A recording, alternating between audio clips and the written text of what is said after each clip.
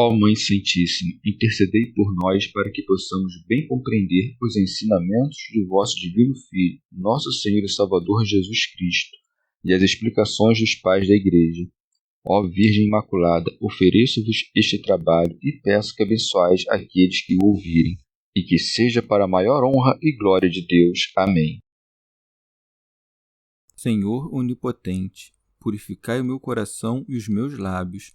Vós, que purificastes os lábios do profeta Isaías com carvão em brasa, e dignai-vos, por tal modo, purificar-me com a vossa misericórdia, para que possa dignamente anunciar o vosso santo Evangelho.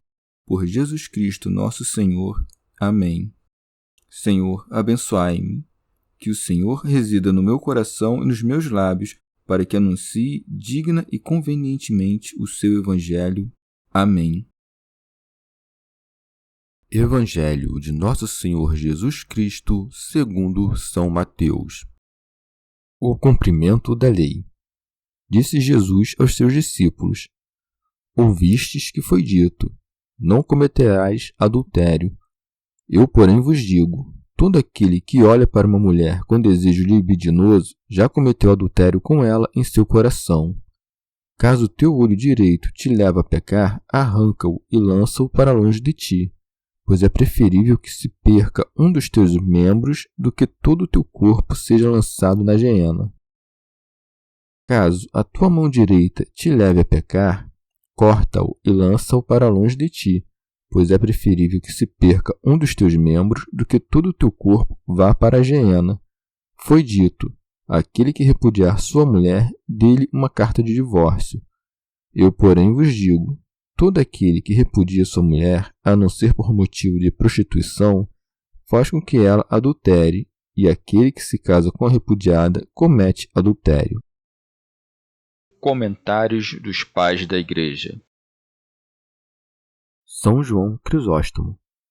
Depois de ter terminado de falar do primeiro mandamento, a saber, não matarás, o Senhor procede ordenadamente a falar do segundo. Ouvistes que foi dito: não cometerás adultério. Santo Agostinho. Isto é, não irás procurar outra mulher além da tua, pois, se exiges isso de tua mulher, não irás querer proceder de igual modo, tanto mais que o marido deve ser exemplo de virtude para sua mulher? É vergonhoso para um homem dizer que não pode proceder dessa forma. O que faz a mulher, não poderá fazê-lo o homem? Não digas: não tenho mulher e, portanto, vou à procura de uma mulher pública, já que assim não quebra o preceito, uma vez que este diz: não cometerás adultério. Já sabes o que vales, o preço que Cristo pagou por ti. Já sabes o que comes e bebes, e quem comes e quem bebes. Afasta-te, pois, das fornicações. Como corrompes a imagem de Deus, que és tu, por meio da fornicação e dos deslizes carnais, o próprio Deus, que conhece o que te é útil, te ordena isto para que não destruas o seu templo, que começaste a ser. Mas, como os fariseus acreditavam que apenas o trato corporal e ilícito com uma mulher se chamava adultério, o Senhor lhes manifestou que a concupiscência de fazê-lo não era outra coisa senão o adultério, dizendo-lhes: eu, porém, vos digo: todo aquele que olha para uma mulher com desejo libidinoso já cometeu adultério com ela em seu coração. O que a lei ordena é: não desejarás a mulher do teu próximo, o que parecia aos judeus que se deveria entender só como a ação de tomar a mulher do outro, e não o concurso carnal. São Jerônimo. Entre a paixão e o movimento que a precede, há a diferença de que a paixão se considera um vício, e, no entanto, o movimento que a precede, mesmo quando tem a mesma culpa que a de um vício, não é considerado crime. Assim, aquele que visse uma mulher e observasse que sua alma assim se perturba, este deve considerar-se como atacado pela paixão que nasce. Se consente, passa a paixão consumada, e para este homem não falta a vontade de pecar, mas somente a ocasião. de todo aquele que olhasse uma mulher com ânimo de concupiscência, isto é, se a olhasse de tal modo que a desejasse e se dispusesse a consumar o ato, pode, com verdade ser dito, que já cometeu adultério em seu coração. Santo Agostinho. 3 circunstâncias concorrem para que se cometa um pecado: a sugestão, o prazer e o consentimento.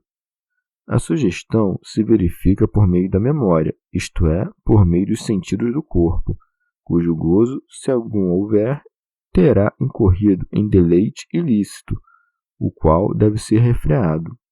Se tiver havido consentimento, então haverá pecado completo. O prazer, contudo, antes do consentimento, ou é nulo ou muito leve. Consentir com ele é pecado, mas, caso seja posto em prática, parece que então se sacia e se apaga a concupiscência. Mais ainda, quando a sugestão se repete, o prazer é maior, mas não tão grande quanto aquele que vem a constituir um hábito que dificilmente se pode vencer. São Gregório Magno. Todo aquele que olha exteriormente de maneira desprevenida geralmente incorre no prazer do pecado e, obrigado pelos desejos, começa a querer o que antes não quis. É grande demais a força com que a carne obriga a queda, e, uma vez obrigada pela beleza da forma que entra por meio dos olhos, forma-se o desejo no coração, que agora só poderá ser extinto com a violência de um grande combate.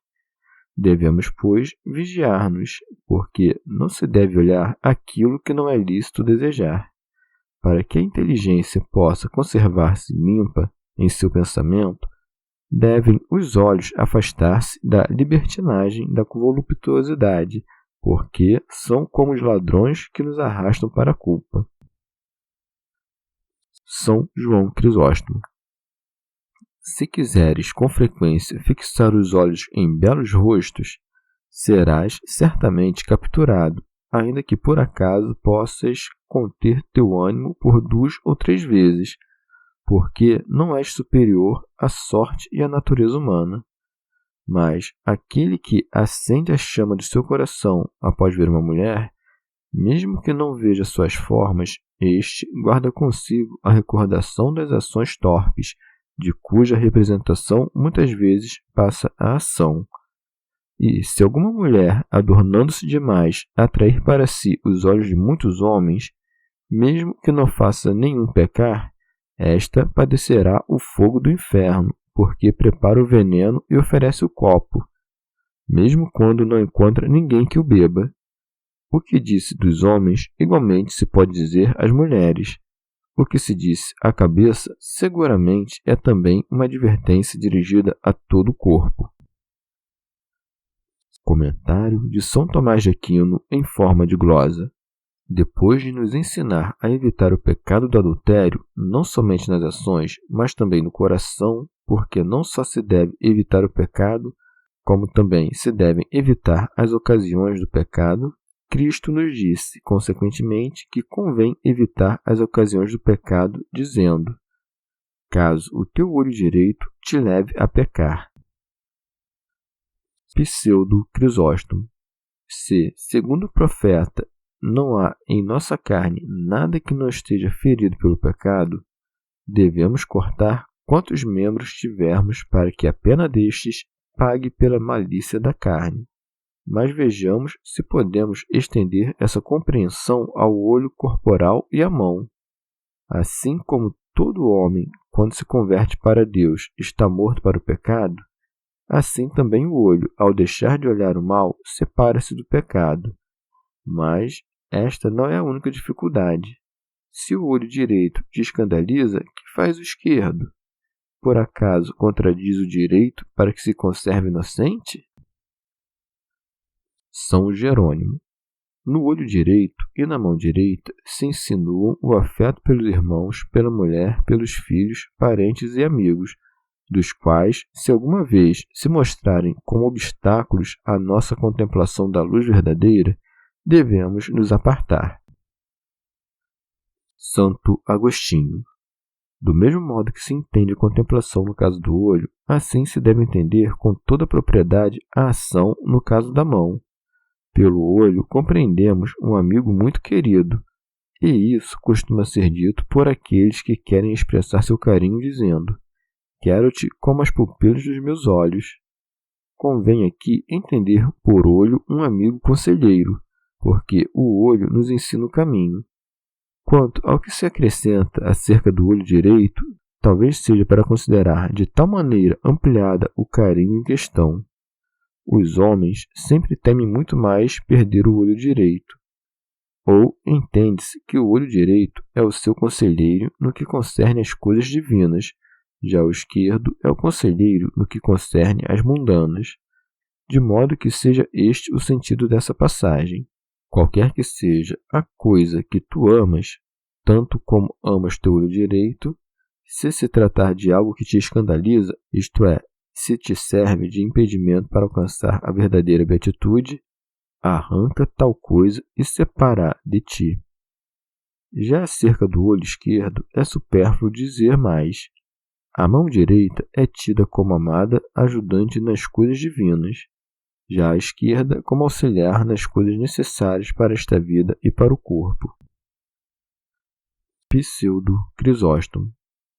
Ou, dito de outro modo, Cristo quer que nos preservemos não só do perigo de pecar, mas também que as muitas pessoas próximas de nós evitem fazer algo mal, como se, tendo tu um amigo que cuida bem de teus negócios, como teu olho, ou que os administra como se fosse tua própria mão, se souberes que ele faz algo de modo vergonhoso, lança-o para longe de ti, pois te escandaliza.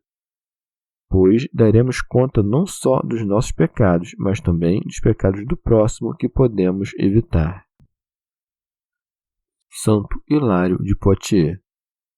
Faz-se, portanto, o grau de inocência mais elevado. É-nos aconselhado não só a não termos os nossos próprios vícios, mas também de não incorrer neles exteriormente. São Jerônimo. Ou ainda, como antes tinha falado da concupiscência da mulher, referiu-se agora ao pensamento e sensação como o olho que se fixa em diversas coisas. Pela mão direita e demais partes do corpo se designam os princípios da vontade dirigida à realização. Pseudo Crisóstomo. Este olho de carne é o espelho do olho interior. O corpo tem o seu sentido, que é o olho esquerdo, e o apetite é a mão esquerda. As ações da alma se chamam direitas, porque a alma foi criada com livre-arbítrio e sob a lei da justiça, para que veja e faça boas obras. O corpo não tem livre-arbítrio, está sob a lei do pecado e é chamado de mão esquerda. Não mandou o Senhor cortar o sentido ou o apetite da carne. Podemos conter o desejo da carne desde que não façamos o que a carne deseja. Mas não podemos jogá-la fora, a ela, a carne, para que não deseje. Quando, propositalmente, queremos uma coisa má e pensamos nela, então o sentido direito e a vontade direita nos escandalizam, e assim nos é ordenado cortar fora aquela coisa, o que podemos fazer através do livre-arbítrio. Ou, dito de outra maneira, toda coisa boa que escandaliza a nós ou a outrem deve ser apartada daqueles que escandalizam. Da mesma maneira que, se visita uma mulher por causa da fé, trata-se de motivo bom e se chama olho direito. Mas, se visitando-a com frequência cai no desejo dela, ou se os que assistem a isso se escandalizam, então meu olho direito me escandaliza, e o que é bom serve de escândalo. O olho direito é uma visada com bom fim, isto é, boa intenção. A mão direita é a vontade boa. Comentário de São Tomás de Aquino em forma de glosa.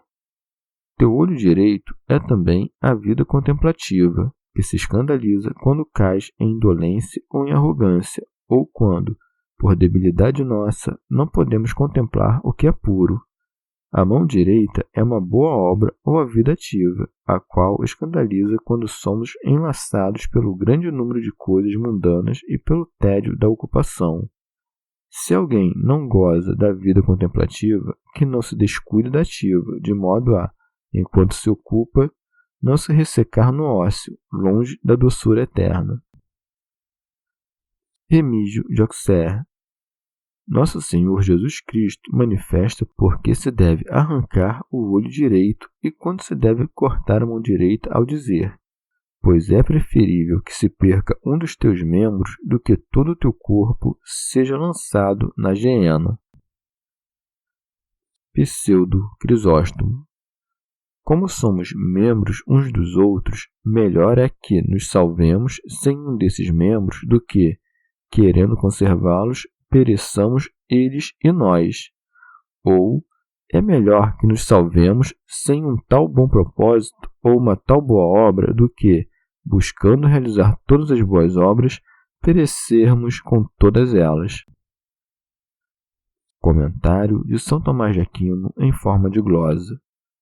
Tinha o Senhor antes ensinado que não se deve desejar a mulher do próximo. Agora ensina como consequência que não se deve abandonar a sua própria mulher, dizendo: foi dito, aquele que repudiar sua mulher, dê-lhe uma carta de divórcio. São Jerônimo.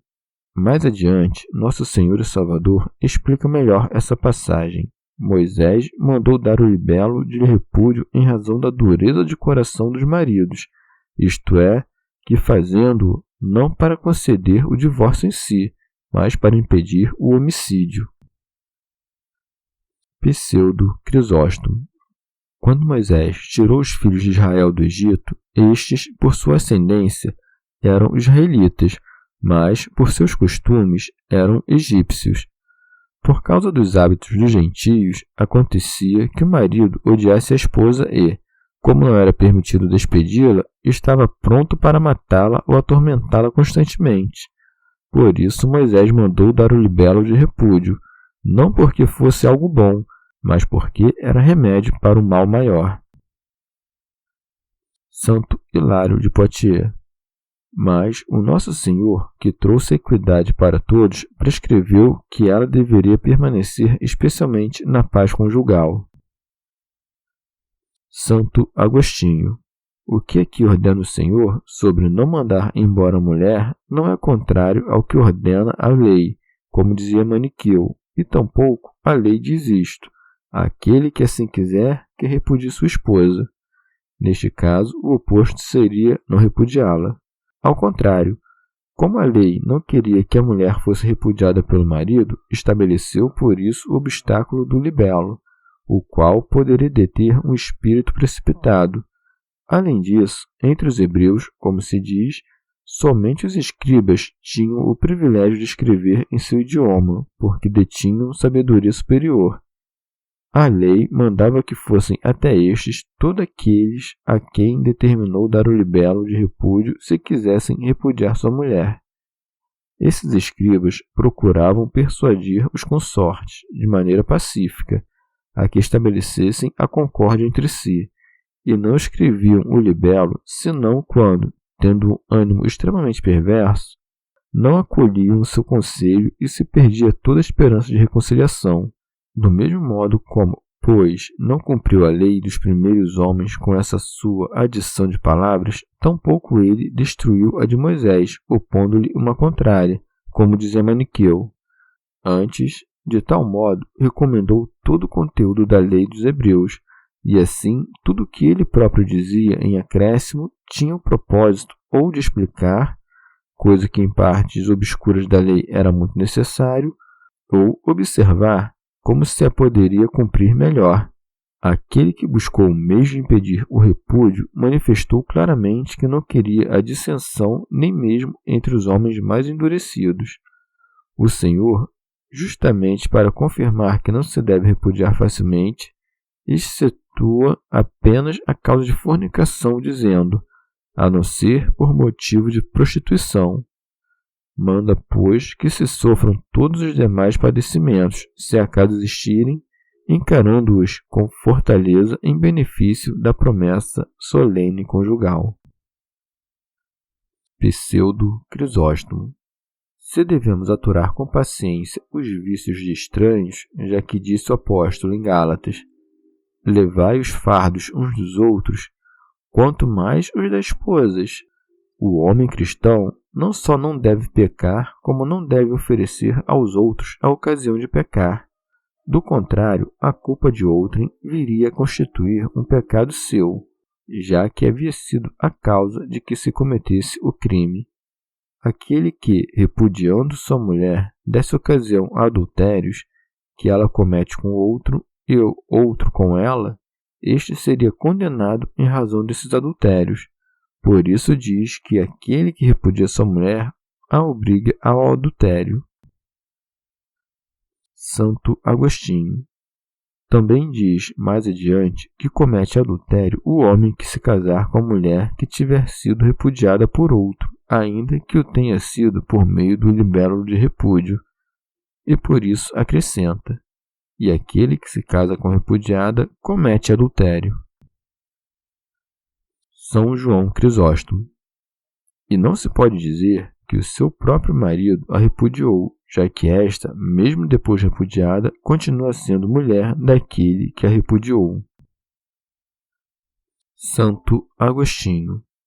O apóstolo assinala os limites deste conceito, dizendo que deve ser observado durante todo o tempo de vida do marido, mas que, morto este, tem a mulher licença para casar-se.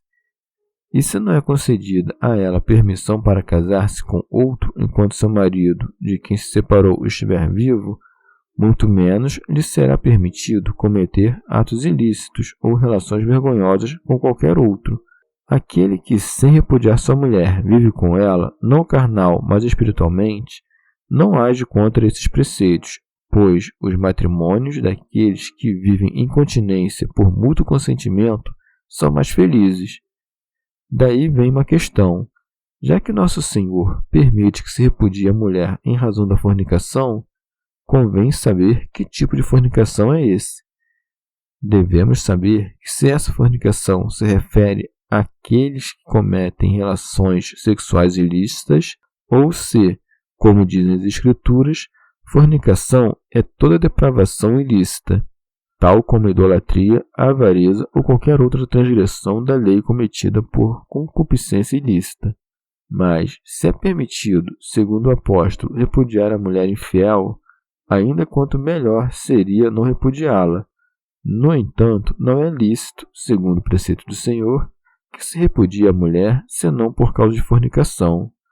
A infidelidade é a própria fornicação.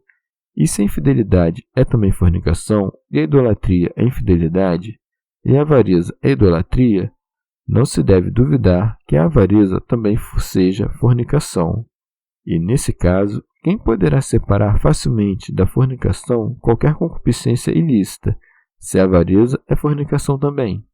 Não queremos, contudo, que nosso tratamento de uma tão difícil questão que nos é suscitada por assunto tão grave satisfaça o leitor.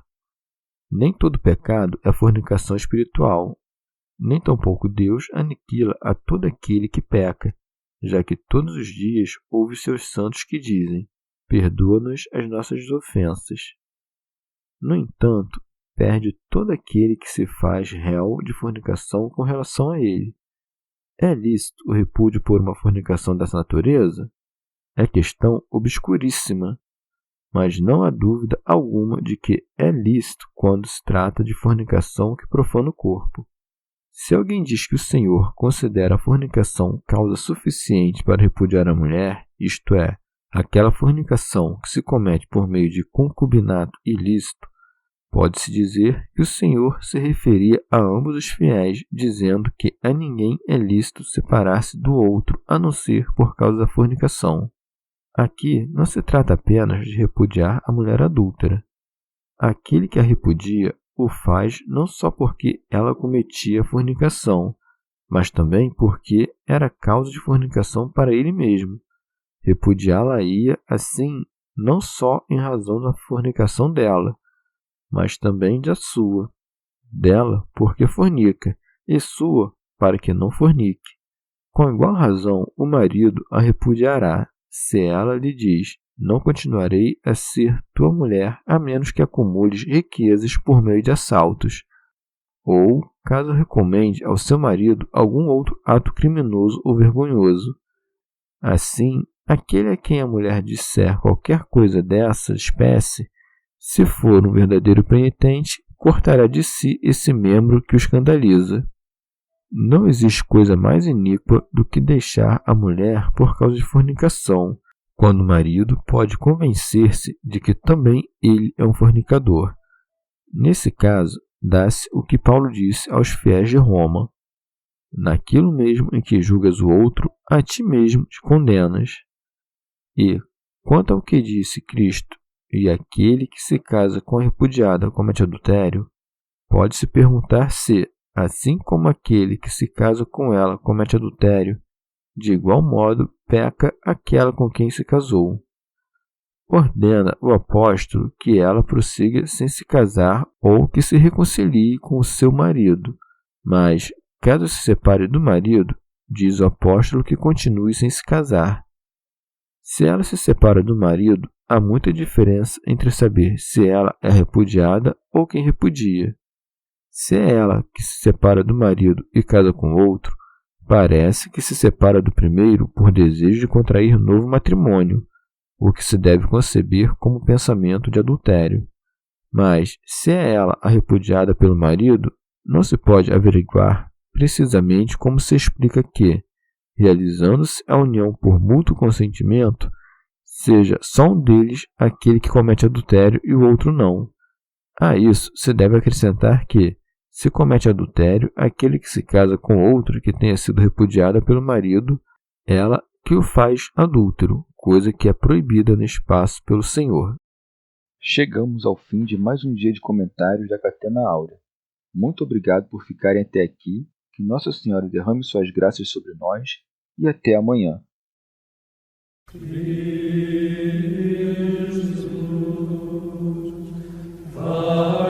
Jesus,